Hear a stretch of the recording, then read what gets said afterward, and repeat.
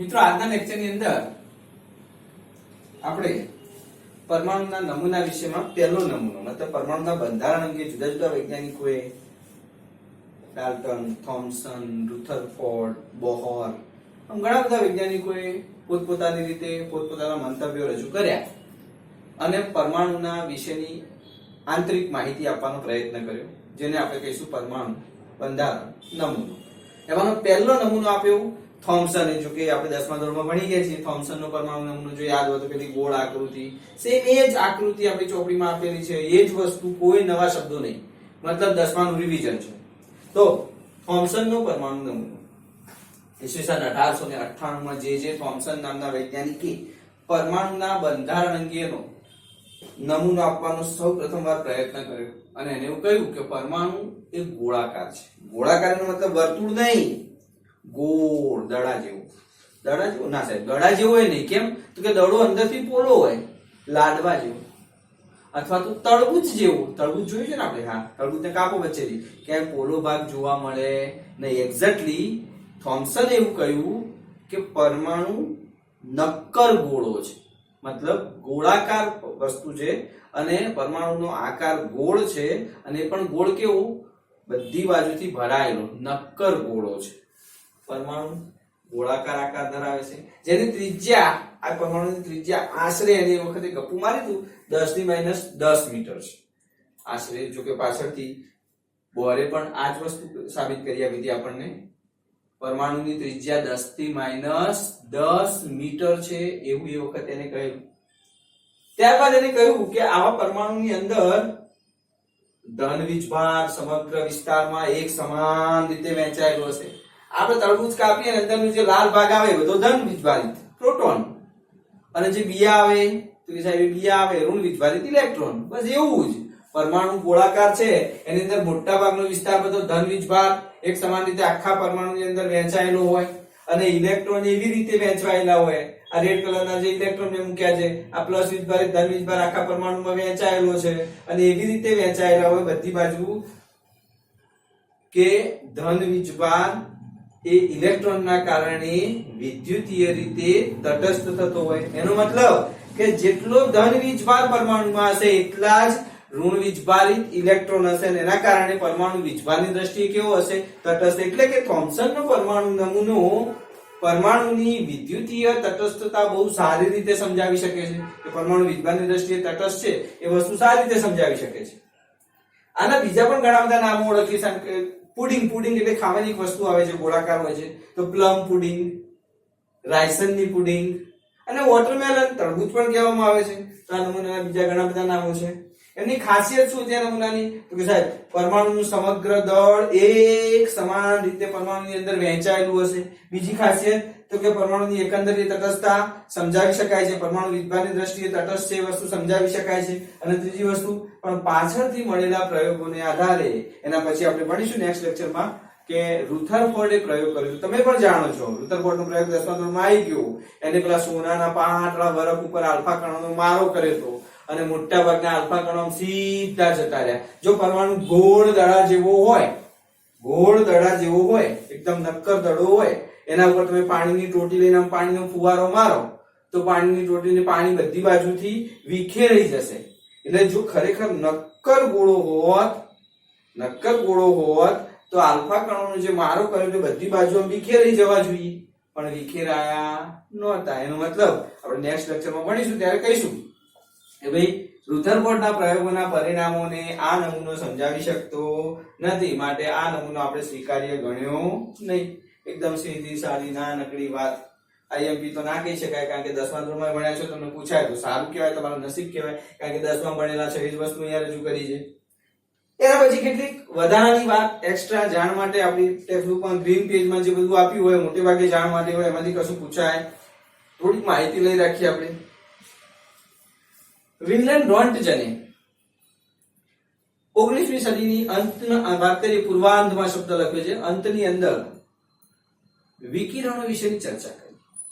એને એવું કહ્યું કે કેથોડ કિરણ નળીની અંદર આપણે યાદ આવે પેલો પ્રયોગ, કેથોડ કિરણ નળીની અંદર કેથોડ ઉપરથી કણો જાય એનોડ તરફ, પણ એનોડમાંથી જતા ધારો કે સીધા આપણે વચ્ચે કાણા પાડીએ તો સીધા પાછળના પેલા પડદાને અથડાય. કયો પડદો હતો? ઝીંક સલ્ફાઇડ નો પડદો હતો, પ્રસ્ફુરક પડદો હતો. અને પ્રસ્ફુરક પડદા ઉપર અથડાય ત્યારે શું થતું હતું? ઝબકારા થતા હતા, સ્પાર્ક થતો હતો. તો રોન્ટજને એવું કહ્યું કે આ જે ઇલેક્ટ્રોન, આ જે કેથોડ કણ વચ્ચે કોઈ પણ ધાત્વિય પદાર્થ મૂકીએ અને જો એને અથડાય અને એને અથડાયા પછી જે બહાર જશે એ, ધારો કે આ તો સારું, તો આપણે કેથોડ કિરણ નળી હતી, આ કેથોડ કિરણ નળી હતી, એની અંદર આપણે અહીંયા પ્રસ્ફુરણ પડદો રાખ્યો હતો. આ પ્રસ્ફુરણ પડદાથી અથડાતા હતા અને આ પેલા આલ્ફા કણો અહીંયા ઝબકારો કરતા હતા. પણ માની લો કે હું બહાર અહીંયા પ્રસ્ફુરણ પડદો રાખ્યો હોત તો વૈજ્ઞાનિકો તો પાછા હોશિયાર, ભાઈ આના પછી બહાર કઈ થાય છે કે નહીં એ ચેક કર્યું. તો રોન્ટજને જોયું કે આ ઇલેક્ટ્રોન જે ZnS ધાત્વિય પદાર્થને અથડાય એના પછી એ ઇલેક્ટ્રોન રહેતો નથી, એક વિશિષ્ટ પ્રકારનો કણ બની જાય છે અને એ પાછો અહીંથી આગળ જઈને અહીંયા ઝબકારા કરે છે. અહીંયા જે અથડાય છે એ ઇલેક્ટ્રોન નહીં, કારણ કે ધાતુ સાથે અથડાયા પછી કોઈક અનનોન કણ બની જાય છે. અનનોન કણનું એ વખત એને નામ આપ્યું એક્સ કણ. આપણે મોટે ભાગે ધારવાનું હોય ત્યારે શું ધારીએ? એક્સ. તો એને પણ એ વખત એવું કીધું કે આવા કોઈક ધાત્વિય પદાર્થ, ધારો કે કેથોડ કિરણના માર્ગની અંદર કોઈ તમે ઘન પદાર્થ, કોઈ ધાત્વિય એનોડ રાખી દો તો એને અથડાયા પછી જે કિરણો કેથોડ કિરણ નળીના બહારના ભાગને, બહારમાં પ્રસ્ફુરણ પડદાને પ્રસ્ફુરિત કરે એ કિરણો, એને નામ આપ્યું એક્સ કિરણો. એને હાલ પણ આપણે એક્સ-રે કિરણો કહીએ છીએ. એક્સ-રે, રેઝ એટલે કિરણ, એક્સ-રેઝ કિરણ એટલે એક્સ-રે કિરણો. અને આ એક્સ-રે કિરણો શું કરે છે સાહેબ? ગજબના એમની ભેદન શક્તિ. આ જે ઝીંક સલ્ફાઇડ હતો એ પ્રસ્ફુરણ પડદાને ભેદીને જતા રહે. કોઈ પણ વસ્તુમાંથી ભેદી આપણા શરીર આગળ મૂકીએ તો આપણા શરીરમાંથી ભેદીને જતા રહે. અને માટે તો આપણે ક્યાં વાપરીએ છીએ? શરીરનો એક્સ-રે કાઢવા માટે.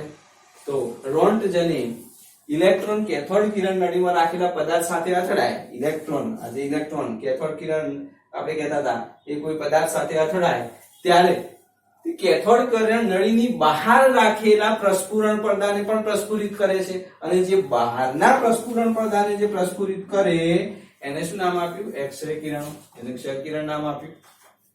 આ કિરણો વિદ્યુતીય ક્ષેત્ર કે ચુંબકીય ક્ષેત્ર જોડે અસર કરતા નથી. આ કરતા હતા, યાદ કરો. એમાં આપણે વિદ્યુતીય ક્ષેત્ર રાખ્યું હતું, ચુંબકીય ક્ષેત્ર રાખ્યું હતું, એના ઉપર અસર થતી હતી. ઇલેક્ટ્રોન ઉપર થાય છે, પરંતુ એક્સ-રે કિરણ ઉપર વિદ્યુતીય ક્ષેત્ર કે ચુંબકીય ક્ષેત્રથી વિચલિત થતા નથી. એટલે કે વિશિષ્ટ પ્રકારના એકદમ ટૂંકી તરંગ લંબાઈ, ટૂંકી તરંગ લંબાઈ મોટી હોય તો એનું સ્પીડ ધીમી હોય, અને ધીમી હોય તો ધીમેથી અથડાય. અને ટૂંકી તરંગ લંબાઈ છે, અને ટૂંકી તરંગ લંબાઈ હોય એટલે ફાસ્ટ જતા હોય, ઝડપી જતા હોય. માટે એમની ભેદન શક્તિ, ટૂંકી તરંગ લંબાઈ ધરાવતા હોવાને કારણે ભેદન શક્તિ ખૂબ જ વધારે છે, ગમે તેમાંથી અંદરથી પસાર થઈ જાય. એના પછી તો હેનરી બેક્વેરેલે નામના વૈજ્ઞાનિક હતો. હેનરી બેક્વેરેલે રેડિયો સક્રિયતા વિશેની માહિતી આપી. એને એવું કહ્યું કે ઘણા એવા પદાર્થો છે કે એમની પદાર્થની અંદરથી વિકિરણો બહાર આવે. ઘણા એવા પદાર્થો છે જેમ કે યુરેનિયમ આમ પડ્યું હોય તો એની અંદરથી પણ વિકિરણો બહાર આવે. થોરિયમ, જે ભારે તત્વો છે એ બધા એમના અંદરથી આપમેળે સ્વયંભૂ વિકિરણો બહાર ફેંકતા હોય. અને એવા પદાર્થોને આપણે કહીશું રેડિયો સક્રિય પદાર્થો. તેને રેડિયો સક્રિયતા વિશે સમજાયું. અને પછી તો આ રેડિયો સક્રિય પદાર્થો પર બહુ બધા વૈજ્ઞાનિકોએ પ્રયત્ન કર્યો, જેમ કે મેરી ક્યુરી, પછી પિયરી ક્યુરી. આ મેરી ક્યુરી, પિયરી ક્યુરી તો એ બંને હસબન્ડ વાઈફ હતા, એટલે આખી જિંદગી એમાં ખર્ચી નાખી. અને જ્યાં વિકિરણોના કારણે જ એમનું મોત થયું, એની આડઅસરના કારણે. એના પછી તો રુથરફોર્ડ આવ્યો, સોડી આવ્યો. આ બધા વૈજ્ઞાનિકોએ બહુ બધા પ્રયોગો કર્યા, બહુ બધા અવલોકનો કર્યા, અને એને આધારે ઘણા બધા વિકિરણો શોધ્યા. એમાંના 3 ની વાત કરીએ આપણે: આલ્ફા કણ, બીટા કણ અને ગેમા કિરણ. એટલે આ કણ નથી, એટલે આપણે આમ તો ત્રણેયમાં તમે કણ બી બોલી શકો, કિરણ પણ. એની સાઈઝ એટલી નાની છે કે આપણે પાછળથી સાબિત કરીશું કે અતિ સૂક્ષ્મ કણ હોય તો એ વિકિરણ સ્વરૂપે પણ વર્તે છે, અથવા કણ પણ કહી શકીએ અને વિકિરણ પણ કહી શકીએ. એટલે અહીંયા આલ્ફા કિરણ પણ બોલી શકો, બીટા કિરણ પણ બોલી શકો, અને ગેમા કિરણ. ગેમા એકદમ સૂક્ષ્મ છે. ઓકે, આલ્ફા કણ તો કે સાહેબ ભારે કણ. ભારે કણ જુઓ ને કે 2He4, એનું દળ બી એટલું ભારે છે. ભારે કણ જ્યારે કોઈ જોડે અથડાય ત્યારે એની ભેદન ક્ષમતા તો સાહેબ ઓછી. નાની ગોળી કોઈકને મારી હોય, ભેદીને બહાર જતી રહે, પણ મોટો ગોળો માર્યો હોય તો સાહેબ એ ભેદીને બહાર ના જાય. પણ હા, જો એ અથડાય તો એ ડેમેજ વધારે કરે. એટલે આ ઊંચી ઉર્જા વાળા છે, ભારે દળ વાળા છે, ઊંચી ઉર્જા વાળા છે, પણ ભેદન શક્તિ એમની કેવી, આર પાર પસાર થવાની શક્તિ ઓછી આલ્ફા કણોની. આ આલ્ફા કણો એટલે 2He4 એક્ઝેક્ટલી આટલું લખું ને આટલું તેને હિલિયમ કહેવાય. હવે હિલિયમ ને 2 ઇલેક્ટ્રોન ગુમાવી દે તો શું બની જાય, આલ્ફા કણ. પણ જો આ આલ્ફા કણ નું 2 ઇલેક્ટ્રોન આપી દઉં તો શું બની જાય, તો કે હિલિયમ. 2 ઇલેક્ટ્રોન આપી દઉં તો આ +2 જતો રહે, અને +2 જતો રહે તો શું બની જાય, હિલિયમ. એટલે હિલિયમ માંથી આલ્ફા કણ બનાવો તો શું કરવાનું, કે 2 ઇલેક્ટ્રોન ગુમાવી દેવાના. અને જો આલ્ફા કણ માંથી હિલિયમ બનાવો તો શું કરવાનું, કે 2 ઇલેક્ટ્રોન આપી દેવાના. ઓકે. બીટા કણ ની વાત કરીએ કે બીટા કણ એક્ઝેક્ટલી ઇલેક્ટ્રોન ઋણ વિભાજિત છે એટલે ઇલેક્ટ્રોન જેવા છે, જેમની ભેદન શક્તિ આલ્ફા કણ કરતા 100 ગણી વધુ છે. એટલે બીટા કણ કદમાં નાનો છે, કદમાં નાનો એટલે ભેદન શક્તિ કેવી હોય, આલ્ફા કણ કરતા વધારે. એક્ઝેક્ટલી આપણી ચોપડીમાં આપી છે આલ્ફા કણ કરતા 100 ગણી વધુ ભેદન ક્ષમતા ધરાવે છે. અને ગેમા કિરણ છે તો કણ છે જ નહીં, મતલબ અતિ સૂક્ષ્મ કણ છે, વિદ્યુતની દ્રષ્ટિએ તટસ્થ છે, અને તટસ્થ હોવાને કારણે ભેદન શક્તિ આલ્ફા કણ કરતા લગભગ 1000 ગણી વધુ છે. એકદમ સૂક્ષ્મ કણ છે એટલે સૌથી વધુ ભેદન ક્ષમતા કોની, આલ્ફા કિરણની. એટલે જ આપણે પેલા સોનાના વરખ ઉપરથી રુથરફોર્ડે કયો પ્રયોગ કર્યો હતો, આલ્ફા કણ વિકિરણનો પ્રયોગ કર્યો હતો, આલ્ફા કણોને પસાર કર્યા હતા. તો આ કણો વિશેની કેટલીક નાનકડી ટૂંકમાં માહિતી આપી દીધી આપણે. આના પછી હવે જોઈએ આપણે રુથરફોર્ડનો પરમાણુ નમૂનો. ધન્યવાદ.